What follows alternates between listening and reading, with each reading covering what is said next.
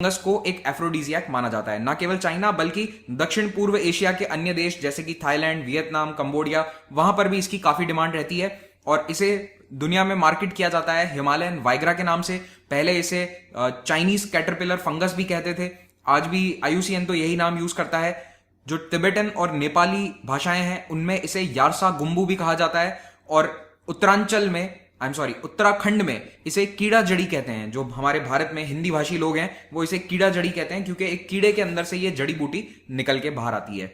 ये फंगस कुछ ऐसी नजर आती है, तो ये वो कैटरपिलर है जो जमीन के अंदर यानी मिट्टी के अंदर रहता है और इसी के अंदर ये फंगस उगना या ग्रो करना शुरू होती है और धीरे धीरे इसको मारकर ये बाहर निकल जाती है, जमीन से ऊपर कुछ इस प्रकार से नजर आती है और अल्टीमेटली इस कैटरपिलर का क्या होता है, ये ममीफाई हो जाता है, यानी कि बस इसकी बॉडी बचती है, इसके अंदर सब कुछ खत्म कर देती है ये फंगस। इसीलिए ये पैरासाइट है और ये पैरासाइटिक रिलेशनशिप ही है जिसके कारण इसे भारत में कीड़ा जड़ी कहा जाता है, यानी कि ये एक प्रकार की जड़ी बूटी है जिसका तोड़कर इस्तेमाल किया जाता है और इसके नीचे एक कीड़ा है। तो ये जो भी बातें मैंने अभी आपको बताई इसकी बायोलॉजी यहां पर लिखी हुई है, चाहे तो पॉज करके पढ़ सकते हैं। ये फंगस हमें मिलती कहां है, यानी इसका एरिया क्या है, तो ये मोस्टली हिमालय के पर्वतों में मिलती है at an altitude of more than 3000 metre.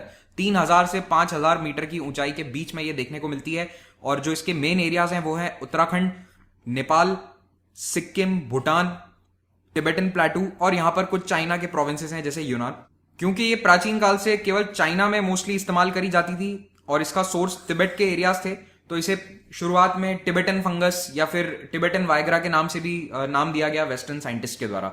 Bharat में जो इसका व्यापार है, इसका जो ट्रेड है वो मोस्टली 2002 के बाद में शुरू हुआ है। उसके पहले भारत में नेपाल जैसे एरियाज में इसकी इतनी ट्रेडिंग नहीं होती थी, सारा फंगस का सोर्स तिब्बत था। जब सन 2000 के बाद यहां पर ये ओवर एक्सप्लॉइट होने लगी और वहां पर अब मिलती ही नहीं थी, तो फिर ये ट्रेड भारत, नेपाल और भूटान जैसे क्षेत्रों में शिफ्ट हुआ। तो इस वक्त इसके जो सबसे बड़े सोर्स हैं वो हैं भारत, खास करके उत्तराखंड और सिक्किम, फिर तिब्बत, भूटान और नेपाल।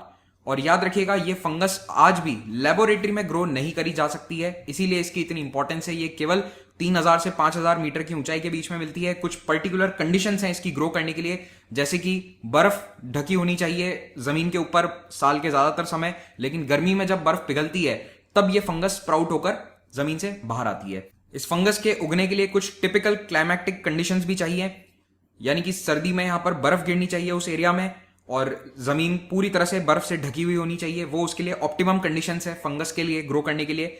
फिर जब गर्मी का महीना आता है, जब सारी बर्फ पिघलना शुरू हो जाती है, तो ये जो ऊंचे पास्चर्स हैं, यानी कि नदी के पास वाले नहीं, काफी ऊंचाई पर मिलने वाले पास्चर्स, आपको मैंने बताया 3000 मीटर से ऊपर, यहां पर ये जमीन के अंदर फंगस आसानी से देखी जा सकती है, इस तरह से नजर आती है। अब क्योंकि ये पूरा एरिया हिमालय के बहुत ही ऊंचे पहाड़ों में स्थित है, तो वहां पर केवल जो लोकल ग्रामीण हैं वही पहुंच सकते हैं। आप और मैं अगर सोचें कि हम शहरों से उठकर जाएं और वहां पर ये जड़ी बूटी निकाल कर ले आए तो हमारे लिए पॉसिबल नहीं है। तो इन्हीं पास्चर्स के नीचे जो गांव है वहां से लोग कुछ दिन ट्रैक करके पहुंचते हैं, चलकर पहुंचते हैं इन पास्चर्स तक और वहां पर वो कैंप डालते हैं, 15-20 दिन वहां पर रुकते हैं और इस जड़ी बूटी को इकट्ठा करते हैं और इस एक्टिविटी में अपने पूरे परिवार को लगा देते हैं, क्योंकि जितने ज्यादा लोग होंगे उतना आप एरिया कवर कर सकते हैं और उतनी ज्यादा ये फंगस आपको मिलेगी।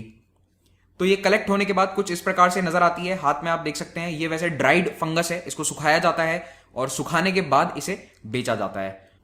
इस फंगस को सुखाने के बाद इसे बेचा जाता है एजेंट्स के माध्यम से। मैंने आपको बताया जो इसका मेन मार्केट है वो चाइना और साउथ ईस्ट एशियन कंट्रीज हैं। भारत का ज्यादातर व्यापार नेपाल के थ्रू होकर जाता है। व्यापार इलीगल ट्रेड के बारे में मैं बात कर रहा हूं, लीगल ट्रेड नहीं है, क्योंकि भारत में इसको बेचना इलीगल है। अब यहां पर जो ग्रामीण हैं जो इसको इकट्ठा करके लाते हैं, इनको 2019 और 2018 में इसके लगभग 10 लाख रुपए प्रति किलोग्राम का प्राइस दिया जा रहा था। पहले थोड़ा सा कम था, ये 2007 के बाद से प्राइस काफी बढ़ गया है और जैसा कि मैंने आपको बताया 2002 के पहले तो इसका कोई ट्रेड नहीं होता था भारत में, इंडिया की साइड पे। तिब्बत वाली साइड पे जब ये खत्म होना शुरू हुई तब भारत और नेपाल के एरिया में ट्रेड बढ़ा और 2007 के बाद इसका प्राइस इतना बढ़ चुका है कि लोग जो शहरों में माइग्रेट कर गए थे वो फिर से अपने काम धंधे छोड़कर गांव की तरफ रुख कर रहे हैं। जब ये फंगस मार्केट्स में पहुंचती है तो इसका प्राइस ऑलमोस्ट 18 से 20 लाख रुपए प्रति किलोग्राम हो जाता है। अब जब इतना पैसा मिल रहा है केवल 1 किलोग्राम फंगस इकट्ठा करने के लिए, तो आप सोचिए कि क्यों ना जो ग्रामीण है, जो पहले केवल थोड़ा बहुत अनाज उगाते थे, कुछ आलू उगा लिया अपने खुद के खाने पीने के लिए, यानी कि जो बमुश्किल साल का 20-30 हजार रुपए कमाता था खेती से, जब वो 5-10 लाख रुपए कमाएगा तो वो क्यों नहीं इस ट्रेड की तरफ जाएगा।